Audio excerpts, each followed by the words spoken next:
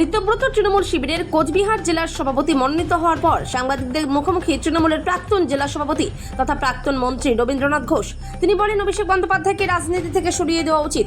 যদি সরিয়ে দেন এবং সর্বোচ্চ নেতৃত্ব যদি বুঝতে পারেন তাদের ভুল, তবে নিশ্চয়ই আবার আমরা দিদির সাথেই থাকব। কোচবিহার থেকে সুমন মণ্ডলের রিপোর্ট, বিগ নিউজ বাংলা। কর্মীরাই করবে।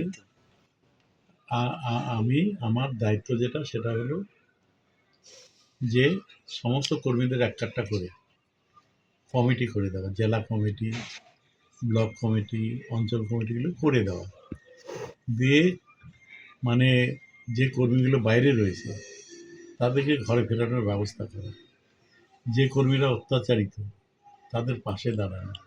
অনেক কর্মী জেলে রয়েছে, মিথ্যা মামলায় জড়িত হয়, তাদের পাশে দাঁড়ানোর চেষ্টা করা, এটা করতে হবে। তো অনেকেই বলছে, যারা বিক্ষুব্ধ তারা বলছে যে এই যে অবস্থা, এটা অভিষেক বন্দ্যোপাধ্যায় এবং আইপ্যাকের জন্য। আপনিও কি তাই মনে করেন যে মমতা ব্যানার্জি অভিষেক ব্যানার্জির প্রতি অকাট্য স্নেহ তাই জন্য এই অবস্থা হল? নেতা হতে গেলে অনেক কিছু ত্যাগ করতে হয়, সেই জায়গাটায় আমার মনে হয় দিদি পারেনি। নাম্বার ওয়ান, অভিষেক ব্যানার্জির তার অভিজ্ঞতা কম, তার লড়াই আন্দোলনের অভিজ্ঞতা নাই বললেই চলে। তার সাথে এই যে আইপ্যাক, ছোটো ছোটো বাচ্চা ছেলেরা ভিন রাজ্য থেকে এসছে, আর আমরা লড়াই আন্দোলন করে মধ্য দিয়ে উঠে অনেক অভিজ্ঞতা অর্জন করার পরেই আমরা দলকে এই জায়গায় নিয়ে এসেছি। 11 সালে তো জয়ের জন্য তো আইপ্যাক দরকার হয়নি। 16 সালে অত বড় জয় হয়েছে তৃণমূল কংগ্রেসের রাজ্যে, কোনো আইপ্যাক ছিল না, কোনো আইপ্যাকের দরকার হয়নি। হঠাৎ করে কী এমন হলো যে আইপ্যাকের দরকার পড়ে গেল?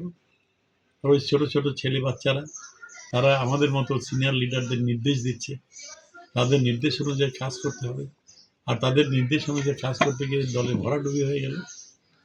এই যে একটা জিনিস, যেমন যেটা শুভেন্দু অধিকারী এখন মুখ্যমন্ত্রী হয়েছেন, এর আগে শুভেন্দু অধিকারী যেটা জানা যায় যে অভিষেক ব্যানার্জির জন্যই মূলত দলটা ছেড়েছিলেন এবং সেখান থেকে দলের ভাঙন শুরু হয়। তো কি মনে হয় যে অভিষেক ব্যানার্জিকে না ছাড়া যদি ছেড়ে দেন মমতা ব্যানার্জি, তাহলে কি মমতা ব্যানার্জি আবার আগের জায়গায় ফিরতে পারে? এখন যা সারা রাজ্যের মানুষের যা মতামত, অভিষেককে কিছুদিনের জন্য তাকে আলাদা করে দেওয়া উচিত, সাইড করে দেওয়া উচিত, রাজনীতির অঙ্গন থেকে সরিয়ে রাখা উচিত। এবং আমার যেটা মনে হয়, অভিষেককে যদি রাজনীতির অঙ্গন থেকে সরিয়ে দিতে পারে দিদি, তাহলে আবার সব নেতারাই দিদির পাশে দাঁড়াবে। এটা আমার বিশ্বাস, সবার সাথে কথা বলে যা বুঝেছি এটা তো ঠিকই। অভিষেক ব্যানার্জি ওর খামখেয়ালের জন্য এবং ভুল সিদ্ধান্তগুলোর জন্য আজকে দলের এই যে বিপর্যয়, এটা অস্বীকার করার উপায় নেই। প্রায় 80 জন স্ট্যান্ডিং এমএলএ মন্ত্রীকে তিনি বাদ দিয়ে দিয়েছেন এবারের নির্বাচনে।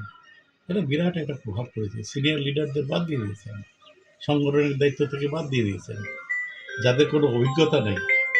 সেই অনভিজ্ঞ যে লোকগুলো, সেই অনভিজ্ঞ লোকগুলোকে সামনের সারিতে দিয়ে সংগঠন সাজিয়েছেন। হয় নাকি? কখনো হয়? আর আইপ্যাক কে? আইপ্যাক, এই আইপ্যাকটা কে? কারা? সব 20, 25, 30 বছরের ছেলে, যারা কোনোদিন পঞ্চায়েত নির্বাচনে দাঁড়ায়নি, রাজনীতির কোনো অভিজ্ঞতা নাই। তারা আমাদের নির্দেশ দিচ্ছে, সিনিয়রদের তারা নির্দেশ দিচ্ছে, এটা করতে হবে, ওটা করতে হবে। এটা হয় কোনোদিন?